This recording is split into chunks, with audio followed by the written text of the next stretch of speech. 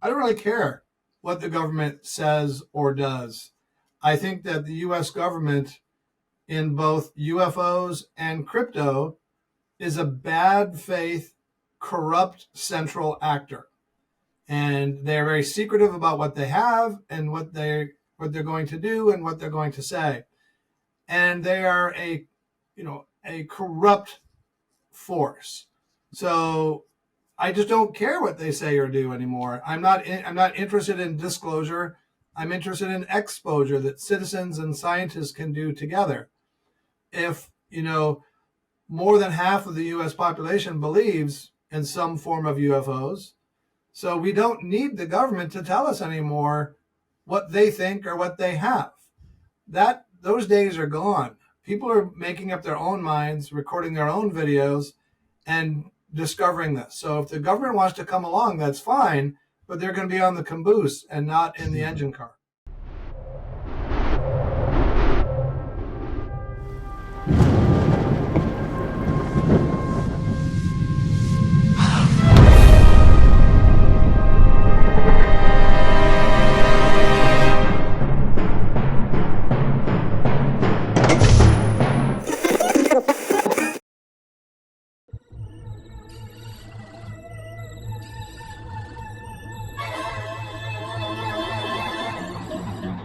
Welcome to Far Out with Faust, everybody. I am Faust Chicho, and today I am honored and delighted to be joined by Paul Hynek. Now, why does that name sound familiar? You might be asking, some of you.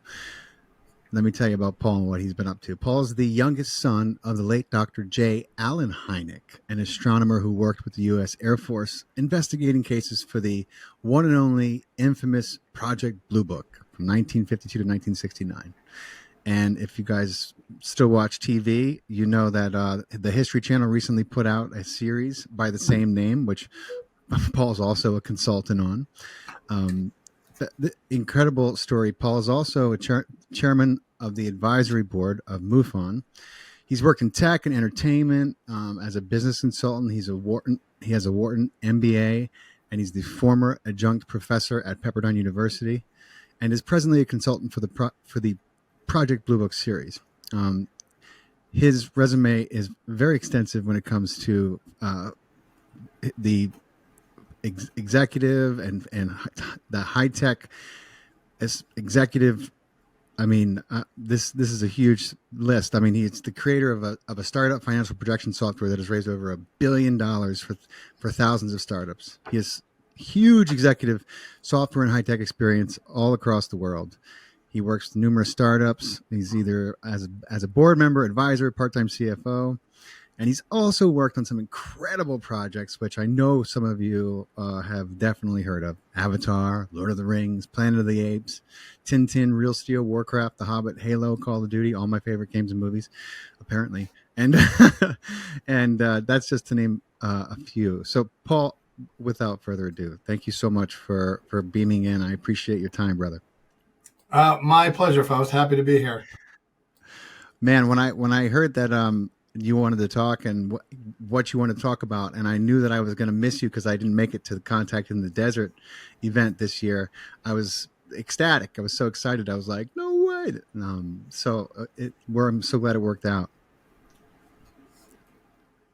Yeah, it's too bad. Contact was a really good show this year. It's going to be bigger and better next year, so I look forward to seeing you there.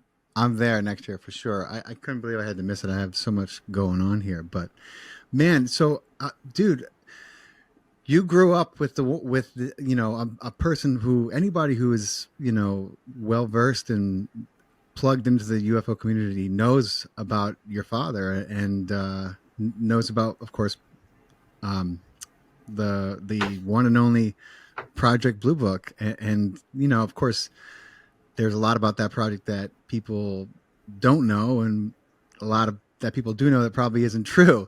But how was that growing up for you? I mean, like, what a world you must have grown up in.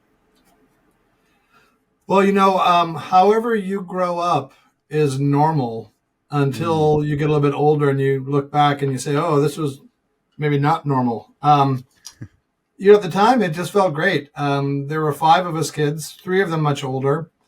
And My father's known in a lot of circles for UFOs, but for us, he was an astronomer and astrophysicist and professor. And UFOs were kind of a late in life side hustle, so to speak, for him. So we didn't really think of him as a UFO guy, but as an astronomer. But increasingly, UFOs kind of sucked the air out of the room a lot of the time. And we thought it was great fun. He really inculcated in us a sense of magic of the universe and the scientific method, but having an open mind. And there's a saying that's often attributed to Richard Feynman that I think my father believed, and he sort of demonstrated this, that there are two kinds of people in the world. Those who are okay with questions they cannot answer, and those who are not okay with their answers being questioned. I think that sums up the world quite a lot. So I think my father felt that if you are confronted or come across, however inconveniently, some new phenomena that you don't like or goes against the grant that you just got, you still need to keep an open mind for the existence of that phenomena. And once you do decide, if you do, that it has merit and that you should study it, you still have to keep your mind open and not shove the best available answer or origin or cause of the phenomena into there before you've had time to study. That's where a lot of people get stuck with UFOs. They'll say, well, yeah, I know the government's admitting this and that, and there's some pretty good cases out there, but where do they come from? I just don't get it. That's a better way to look at it is to say, hey, there's a lot of evidence for some kind of meta-terrestrial phenomena. It may not be extraterrestrial, we don't know. But there's a lot of evidence that suggests that something's going on beyond normal terrestrial means. So I'm going to accept the evidence, the weight of the evidence, but I don't know what it is or what it's from or what it means. That's an uncomfortable resting point for a lot of people. So I try to talk to people and say, look, if you think there's something going on, you can accept that and not know the answer. That's okay.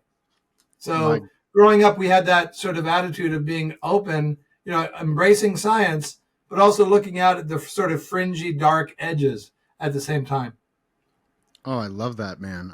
I wish I had you in the room with my friend who's also my tattoo artist, because we have some epic discussions, and he's an incredible mind, but he's very let's say Newtonian and he's materialist, and very good at math, very, very great memory, but I get into these epic arguments with him. But I've been working on him for years. He's starting to come around a little bit, but I had a great acting coach when I was in the business. You probably heard of him. His name's Mike Nichols. And Sure. He used to tell us, listen, the time to make up your mind about something is never. And I was like, yeah, he's right. He's right, because things can change. So I always wonder how people are so sure of, especially in the face of all the evidence we have today. But you put it so well. Thank you for articulating it that way. Mm-hmm. Yeah.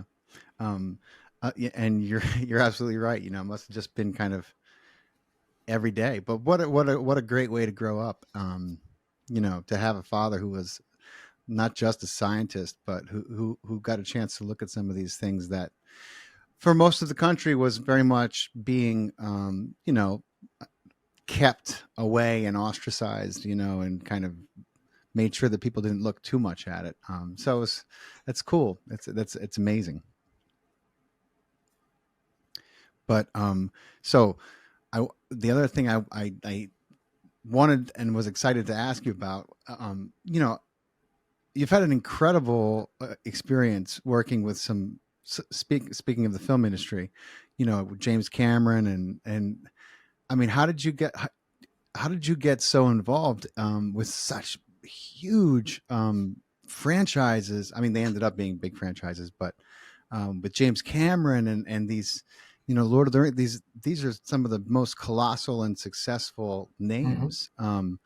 And I'm familiar with all of them because I'm a fan of most of them, including Call of Duty and Halo. I used to play those games like like wild. How did all that come about for you?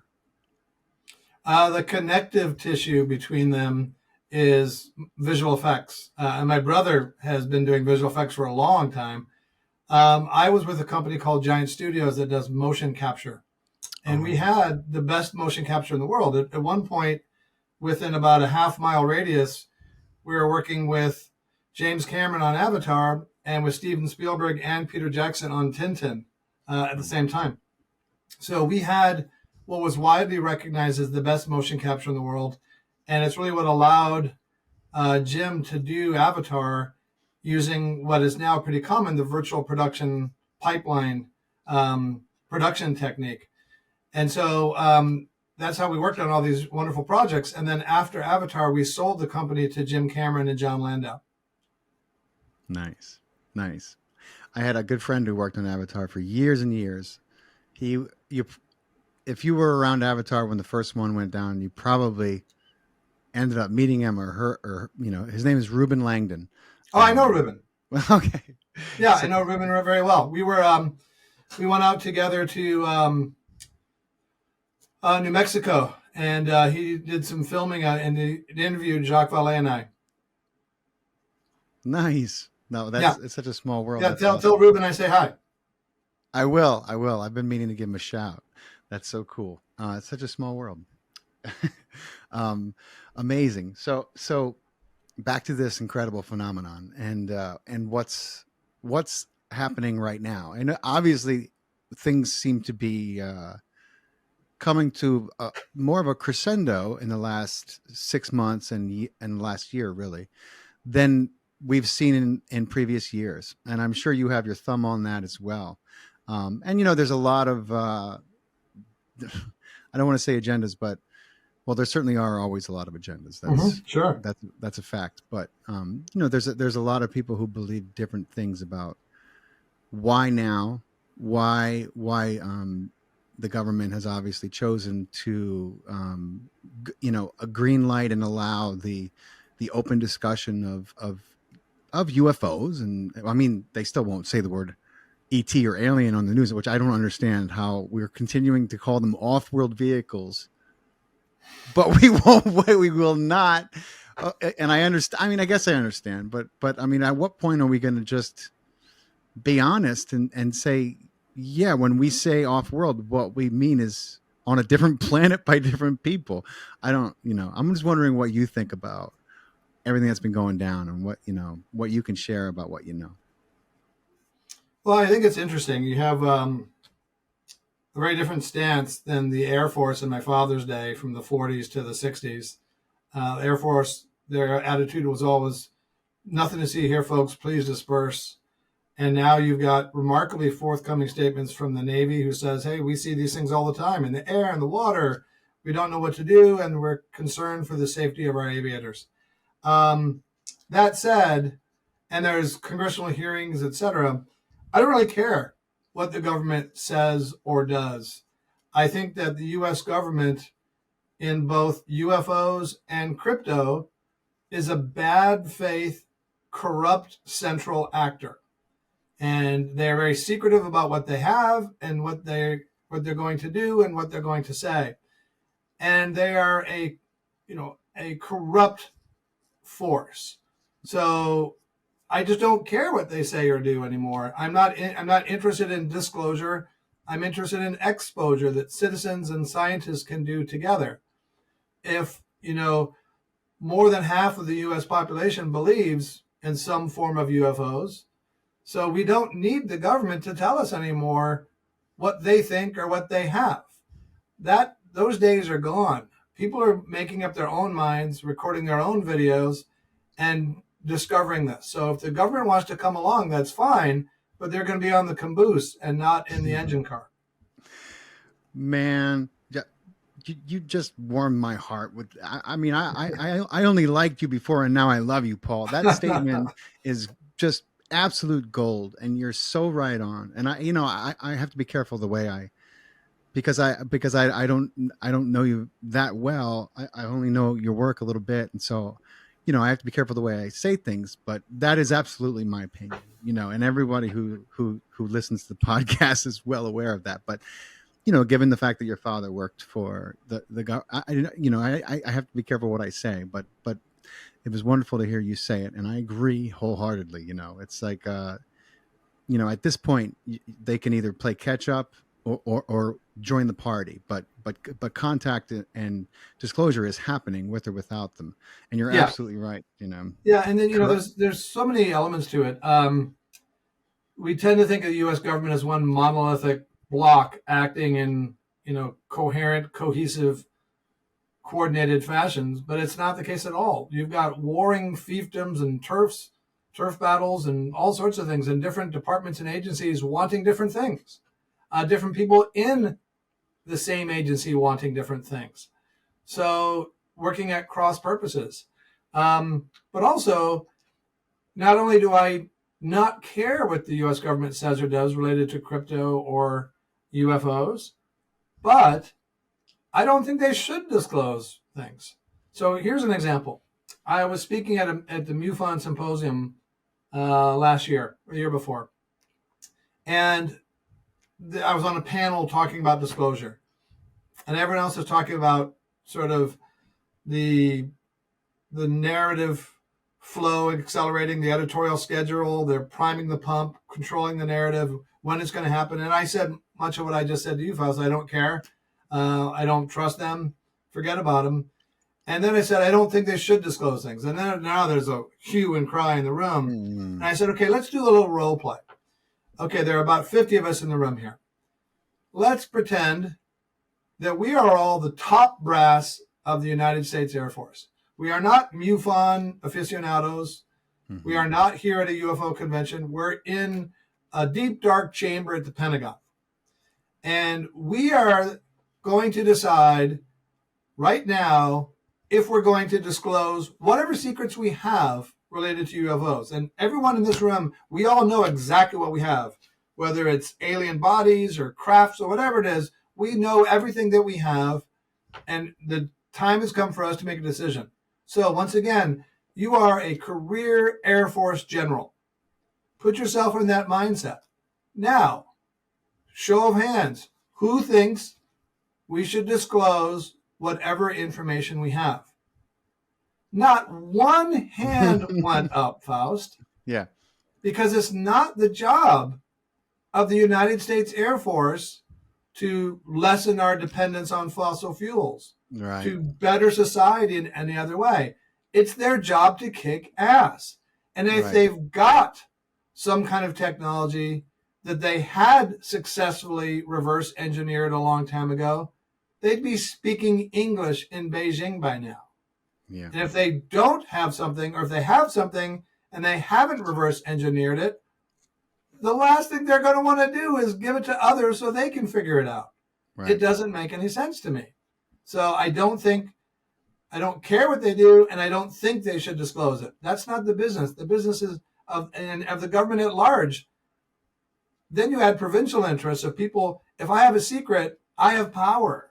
So there's a whole lot of reasons, good and bad, why I believe they're not going to do the capital D disclosure of a saucer landing on the White House lawn. And, back in the day, we thought, well, Walter Cronkite, somebody unimpeachable, would narrate it. Well, now, even if they did do that, half the country's not going to believe whatever administration does some kind of disclosure. Definitely not. No. This is not your father's disclosure anymore. So it's a very complicated issue, and I just have a different take on it than what I hear a lot of people say. No, it's you make a great point. And you're right. You're absolutely right. At this point, at this juncture, there's not much they could say where everyone is going to believe anyway. Yeah. I mean, people are already dismissing what they're already saying, and they're really not saying much. But people are just like, this is psyop. I'm like, there's a lot of psyops, man. This is right. I don't know if this is a part of that. This is just a long time coming. They're just letting a few, letting some of the drops make it to the public for once. But I mean, certainly there's a lot of psyops. And I understand what you're saying about it's not the U.S. I mean, the government would be collapsing its the macroeconomic structure, if it was to come out with this technology at this point, and we all know who the government's in bed with the industries that make up the economy, and the families and parties that have had a hand in creating those industries. They have a hand in the interests of the United States government. That's the way it works. So that's the other side of it. And so I think that you're absolutely right. At this point, people need to come together in a way that allows for disclosure and the advancement of technologies that we know, that people are it's starting to bubble to the surface in a way that I don't think the government is going to be able to keep under wraps. I mean, we know they're good at that. Very good at keeping secrets.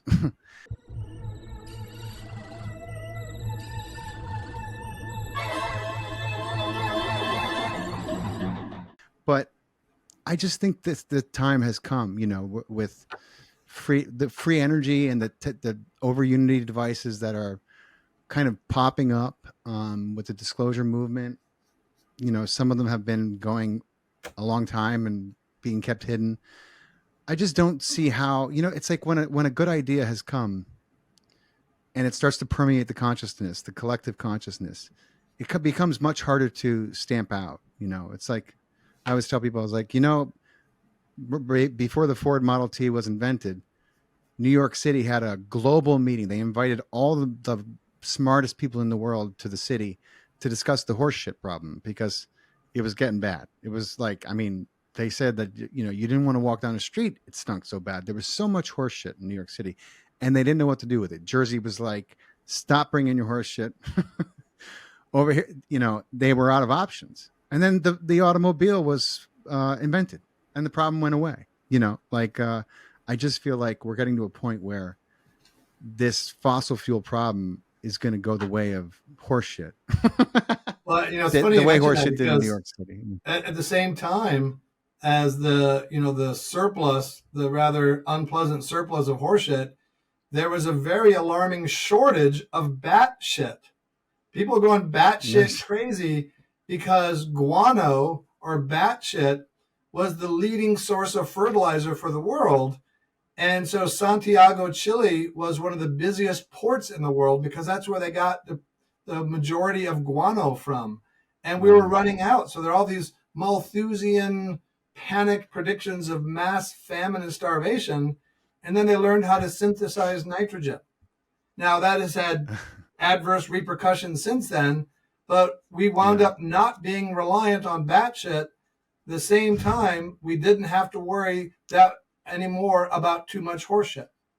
Amazing, right? I have, I can be obviously a bit cynical about humanity, but I have a lot of hope that some of these problems will work themselves out as we continue to advance. And I think that, we're coming to a point when we're not going to have much of a choice but to work it out, because we can't keep fighting over the resources we have and trying to pretend like we don't have a better way to do things when we do. I believe that anyway. But I also heard that when I heard the words Paul Hynek and DMT in the same sentence, I was like, wait, what?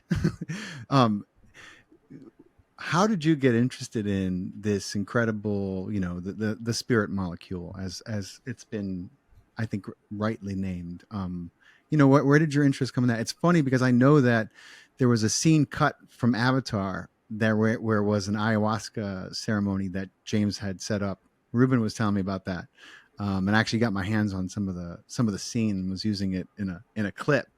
But obviously DMT is the active ingredient in ayahuasca for people listening. And I'm just wondering how did that come into your come onto your radar, and how did you get interested in that? Yeah, so DMT is the most powerful psychedelic in the world. I was with a friend of mine at a restaurant here in Calabasas where I live, named Nova Spivak, who crash landed tardigrades on the moon, which is a pretty cool accomplishment. Awesome. I know about that. Yeah. Yeah, on the Israeli rocket that crashed. He knew about my dad, and he asked me, where did your dad think aliens come from? And I said, well, is not really sure, but he didn't really believe much in the extraterrestrial hypothesis. Thought it might be, along with Jacques Vallée, interdimensional, something like that. Mm. And so Nova said, well, dude, you need to read a book called Alien Information Theory. And I said, Alien Information Theory? That's like the sexiest book title ever. Of course I'll read it. What's it about? He says, DMT. And I said, I don't know what this is. This is like 4 or 5 years ago. What is that? And he tells me it's the most powerful psychedelic drug. One of the variants is ayahuasca. And I said, I'm in. And then a couple hours later, I met a new guy who had been introduced to me at that same restaurant because someone told him I could help him get his movie made. And he's telling me what he does. And he says, I do these shamanic rituals and I'm a DMT facilitator. I said, whoa. Did you just say DMT? Can I hijack the conversation and talk about that? He goes, no, that's obviously what the universe wants. Yeah. And he said, I have some. You want to do some right now? I said, well, I can't now because I'm going on vacation tomorrow, but I did it 2 weeks later. And in those 2 weeks, I also read The Spirit Molecule. Nice. And I read Alien Information Theory. And I became fascinated by this idea that DMT may not be a hallucinogenic drug, but actually a technology to access post-biological or digital civilizations. And so, purely in the interest of science, Faust, I did it. And after I got my sea legs, I made the breakthrough, and I'm talking with the intelligence, and I said, thank you for having me. You want to be polite. Mm-hmm. And I said, are you what we perceive to be behind UFOs and aliens? And answer rumbled down, we can't explain in a way that you would understand. And I started thinking, well, if DMT is related to UFOs and maybe ghosts and who knows what else, yeah, I can understand how that connection is done. Could be beyond my capacity to understand. That rings true to me.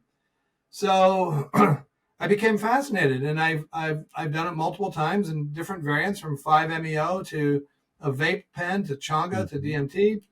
And I've now, when at Contact in the Desert, I noticed that Andrew Gallimore was going to speak, who's the author of Alien Information Theory. Oh, wow. Along with Rick Strassman, were like the two best, best known experts in the world on DMT.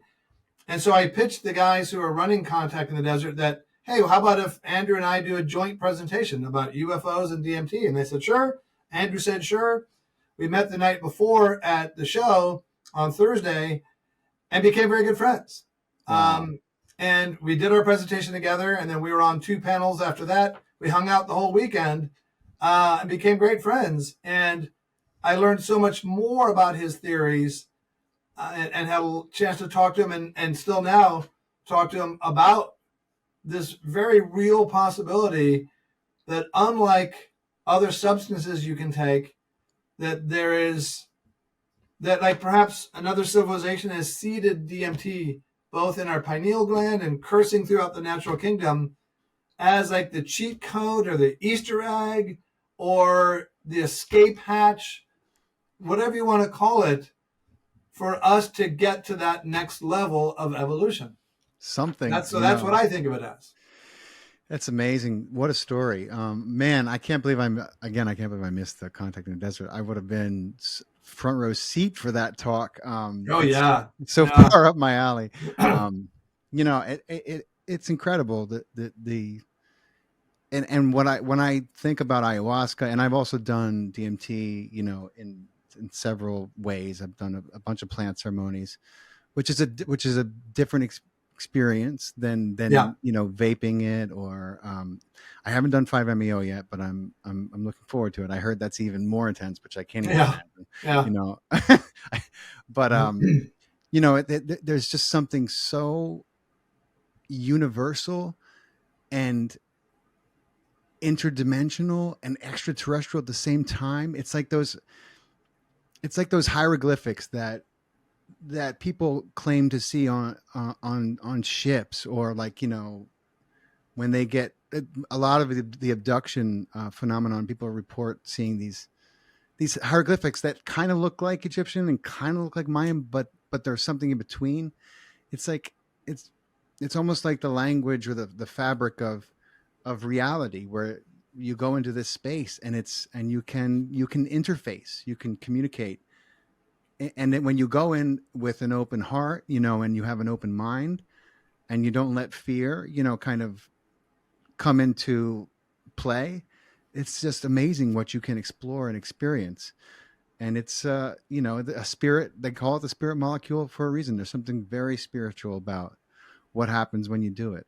So that's my experience as well. And I've had some interesting conversations as well, on in ceremony on DMT, and a little Q&A, and the way they answer is just, isn't it just, don't they have just an incredible way of affirming, or, of answering your questions? It's not like a yes or no, but it's the way that they can communicate is just this incredible kinesthetic experience.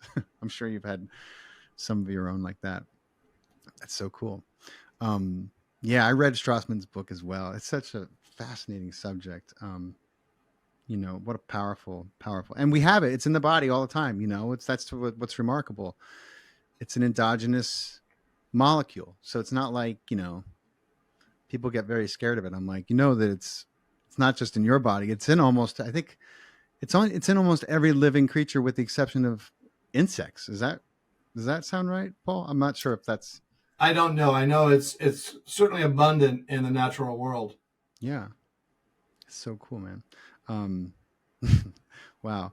That's such a cool story. Yeah. So, I certainly, I'm all these plans are going on in my head. I'm like, yeah, I need to make a trip to the temple. That's so cool.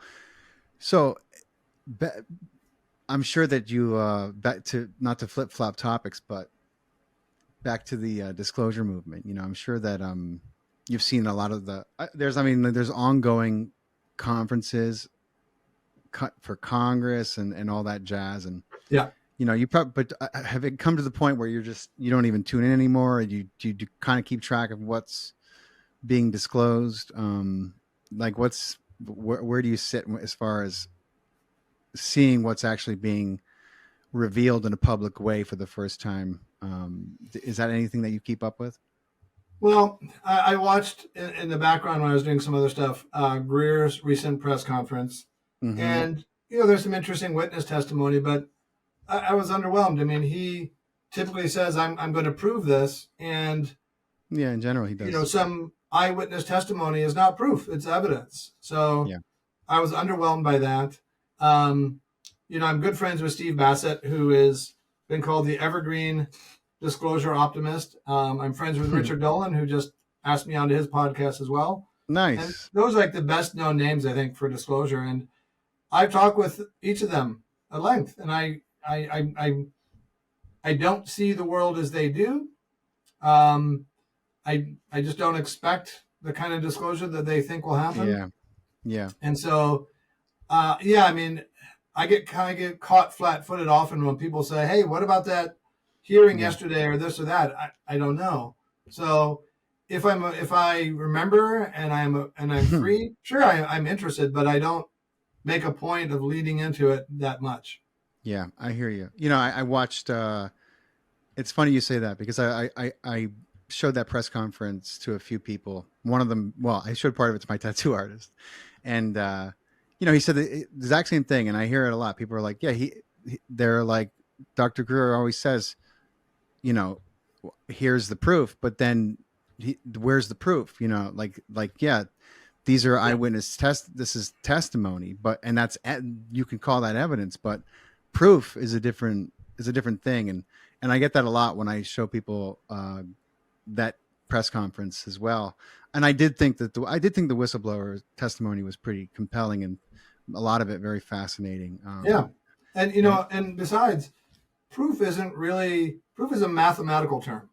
Yeah. It's neither a scientific nor a legal term. It's not a term of art. So it's an inappropriate word to use, but the general connotation that it drums up just is not met by what he does. Yeah, at least not in that setting at that time, And And that's the problem with making a statement like that, I guess, is then people are sitting there being like, okay, where's the proof? Yeah, I think he'd be better served to start it off by saying, "Look, we've got some very compelling evidence to show you today," and then you make up your mind.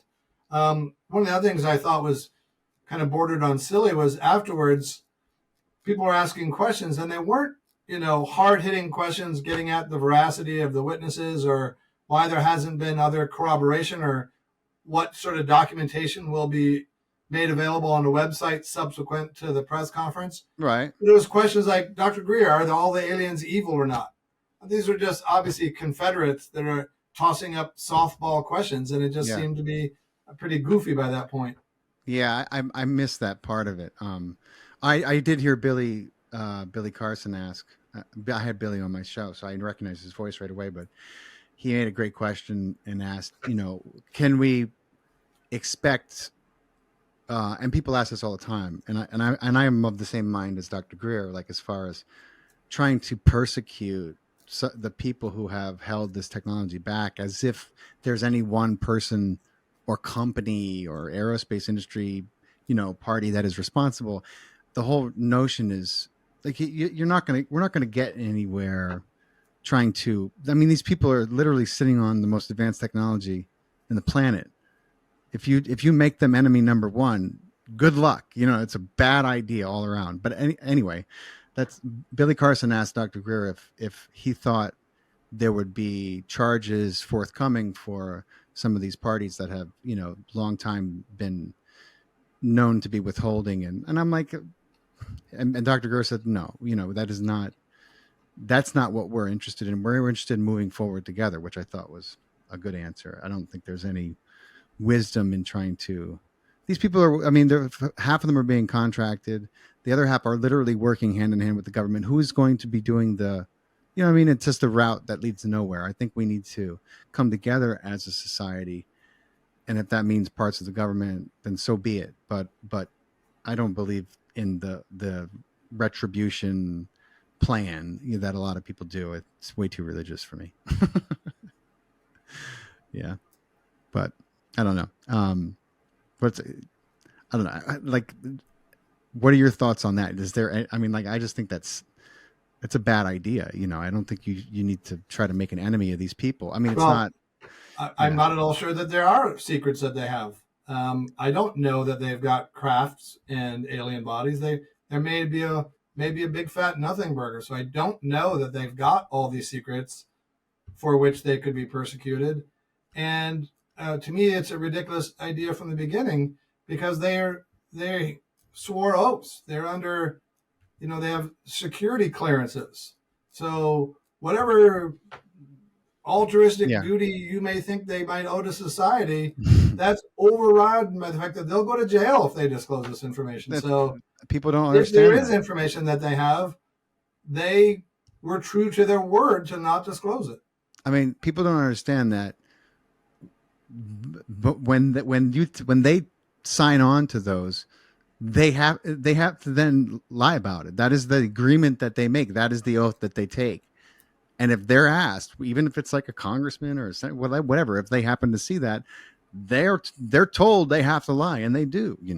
So it's like, I'm like, do people understand that they couldn't tell the truth that they want? They're not even allowed to tell the truth, even if they wanted to. So how are we going to prosecute? I don't know. I don't believe in the whole. To me, it's just a whole bunch of drama that I just don't give a rat's ass about from any angle. I don't know what they have. I don't care. I don't expect much to come from it at all. Yeah. His recent documentary that came out, The Lost Century, it does a really good job of profiling and showcasing some of the free energy technology that has come and gone over the last 100 years. That was a much more compelling, I think, than his press conference. If you get a chance to watch that, very, very interesting. A lot of inventors, a lot of devices profiled pretty well in that documentary. Just in case you get bored and you want to watch something. All right. Yeah, you can check it out. It's a good doc, but so you got a foot in a lot of different industries, and I'm sure you've got a lot of stuff that you're excited about. Is there anything specific you got coming up that is like really that you're really excited about? I mean, I know James Cameron's making another movie. I don't know if you're working on any films or projects or technologies. So Jim is working on. Well, there may be at this point now 5 more avatars. I was not. reading that. Yeah, it's not certain. He told me that there were going to be 5, and at that point, it was understood there were going to be 4. And I thought it was the studio pressuring him. He said, "No, there's 5 stories I need to get out." And now that the second one is the third grossing movie of all time, the first 5 I think are a given. But he won't direct all of them, and certainly not number 6 and 7 if they do come out as well. And I don't have any involvement with that. I'm not currently involved in any entertainment projects. There are some sort of in the works. And actually, I've been asked to be the host of 2 documentaries about DMT. Oh, which is cool. Fascinating. So we'll see if those come to fruition. I would love that. That's awesome. Yeah, right. So working on those. I'm a big fan of life extension. And I was reading that too. Yeah, I've had a lot of success with age reversal and life extension. That's another passion of mine. And crypto and Bitcoin astronomy are other big passions of mine. Amazing. Have you ever heard of Dr. Todd Ovakayets? Say the name again? His name is Dr. Todd Ovakayets. No, I've not.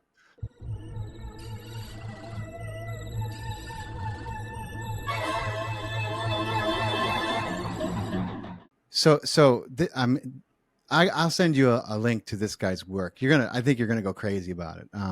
Really, really groundbreaking work that has remained under the radar for a lot of reasons. Cool. But what he's doing with light and sound and stem cells is going to blow your mind. And if you're interested in extended longevity and age reversal, this is going to really excite you. I did a podcast with Dr. Todd, and just the way that he came to his invention, with this laser that he developed with this physicist, and what this laser is doing is going to blow your mind. I mean, it's literally he's like sending a photon back in time. I mean, it's remarkable. And I'll send you a podcast I did with him, because when you see the effect that this has had on, I mean, he's gotten, I don't know what percentage of people who were on a heart transplant list, just totally off the list. They no longer qualify, after they had a single treatment with this laser. And then when they follow up with the 6 months, I mean, I saw one guy, he was shot, I think 7 times. He was a sheriff in Tijuana. Then he was the mayor. He was standing up to the cartels, and they gunned him down, and one of the bullets split his spine, and he was paralyzed from the chest down. But he survived. And so they went down there, they had heard about him, and they wanted to see what they could do with this guy. He was a local hero. And so they hit him with the thing that this laser could do that was groundbreaking is they could aim it anywhere they wanted. So they could pinpoint any place in the body and tell these stem cells where to go. And they were activating a very, a reserve of the stem cells that was only theorized as, there. I think they're called V cells. They're like, we all have a very small percentage of them. The science behind it is mind blowing. But I saw a video of this guy, man, in 6 months, he not only was he was sitting up in bed, but it was a lot of pain at first when things came back online, when he could feel again.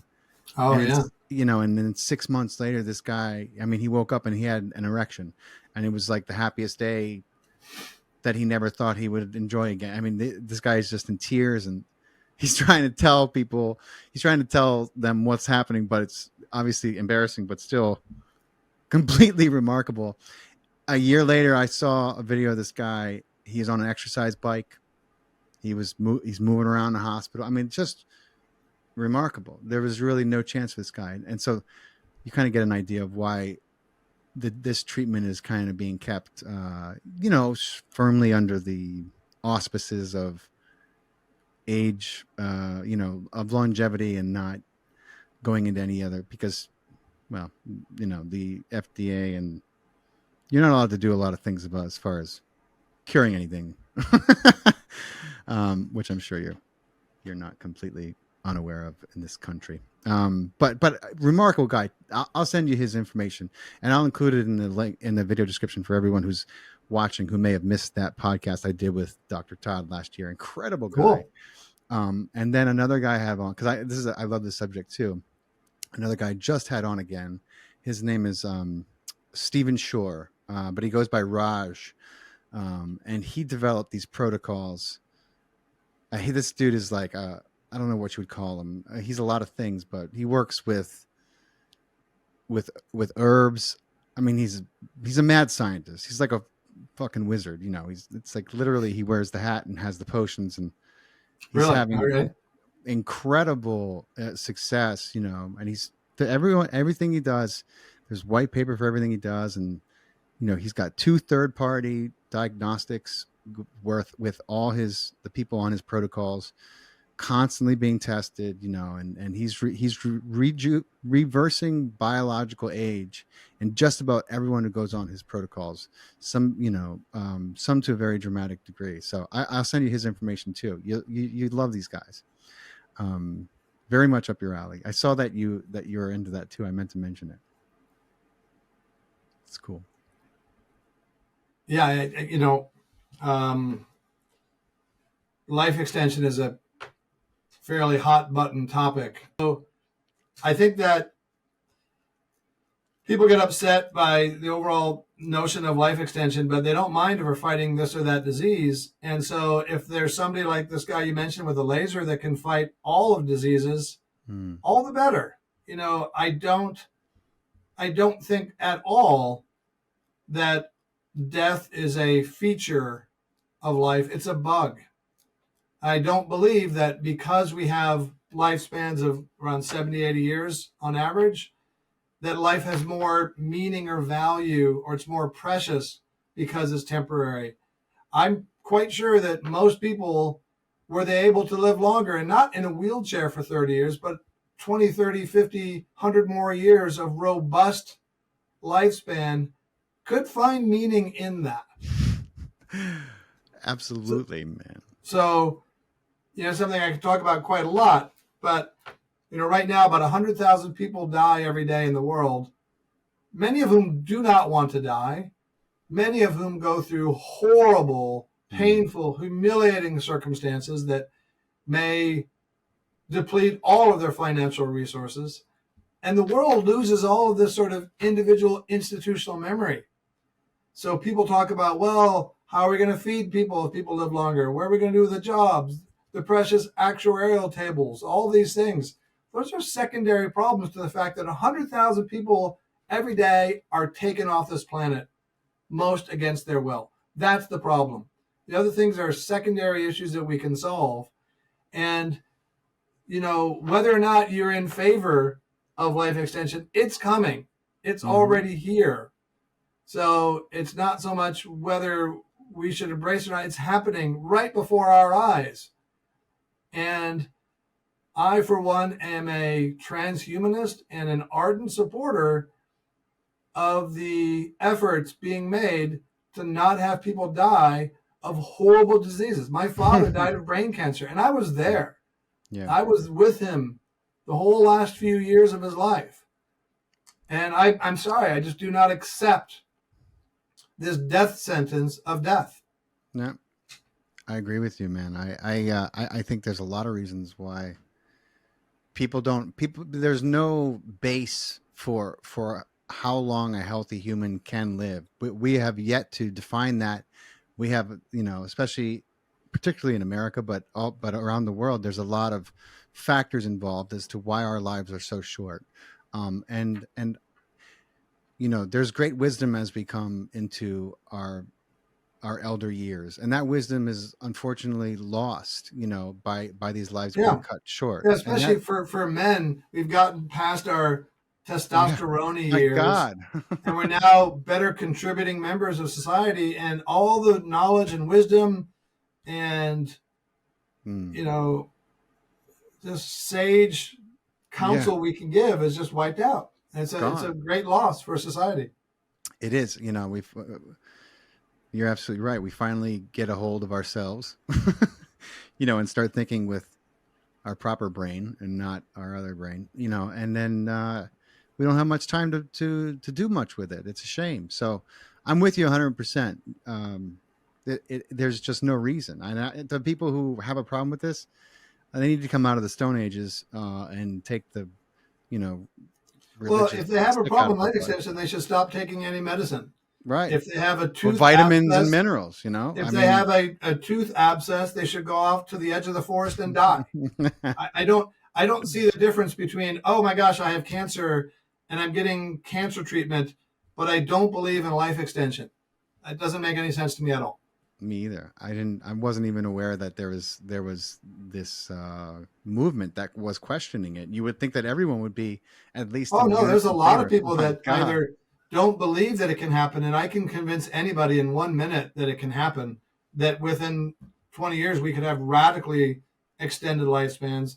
But there's a lot of people, for one of many reasons, who don't think it's good or don't think it's wise, and yet practice it themselves without calling it that. Wow. It's crazy to me. It's crazy to me. We're not talking about like you know, mixing humans and wolves and creating a hybrid underground for slave labor here. We're talking about living out to the fullest of our potential as sentient beings on this planet, which is what we're here to do. You know what I'm saying? I don't get it. I don't understand that. Yeah, God knows. or stop exercising. Do you think that that might extend your life? Well, then you're doing life extension. So it's a very slippery slope and a very blurry dividing line between efforts that people classify as inappropriate life extension research and everything else that's going on in the world, the billions and billions and billions of dollars spent on what amounts to life extension. Right. No, I don't even, it's mind blowing to me that there would, that there would be this question of morality. Are we really going to talk morality when we're talking about life extension? I mean, with all the money that's being spent on ending lives, or allowing things that continue to shorten lives, and that's crazy to me. But that's so cool that you're very passionate about it and interested in it. And I I always know when I connect with a guest, there's always a Mm. synchronicity and something, that I realize why the universe brought us together. And I definitely am convinced that one of the reasons was for me to tell you about Dr. Todd Obakayetz and this other guy, Raj, who both of them developed, two ends of the different spectrum, but incredible technology that they've come into that I think you're going to really get excited about. When I'll send you some information on some of the Cool. podcasts I did with them. When you hear a story, you're going to be like, what? It's pretty cool. It's pretty mind blowing. Yeah. So it's very cool, man. It's very awesome to talk to you. Yeah, it's just amazing who your father was, and I didn't realize that he got brain cancer, and I'm sorry that you went Yeah. through that. That must have been very hard. Yeah, but very cool, man. So the future looks bright. Did I want to? I had another guest on who wrote 3 books on DMT, called Questions for the Lion Tamer. I don't know if he was. Oh, wow. That's a great name. Yeah, perfect name, right? Questions for the Lion. His name is God. It's been like 2 years. John Chavez. He had an incredible experience, which led him to start researching DMT. He's another guy. I'll include his information for you too. He's just Cool.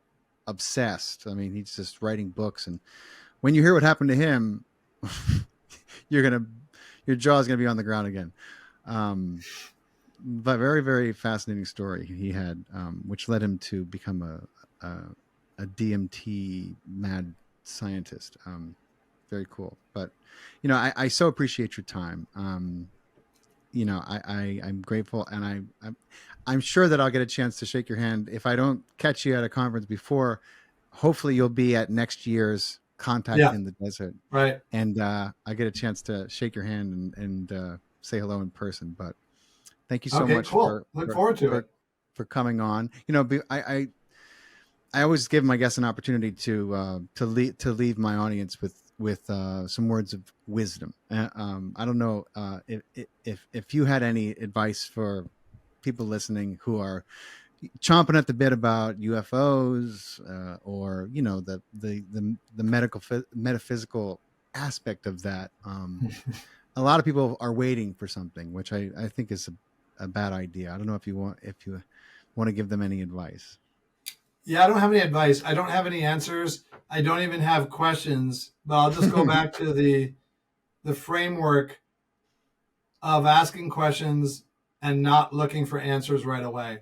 I think there's a lot of value in just asking the questions and thinking about it and not even focusing on the answers for some time.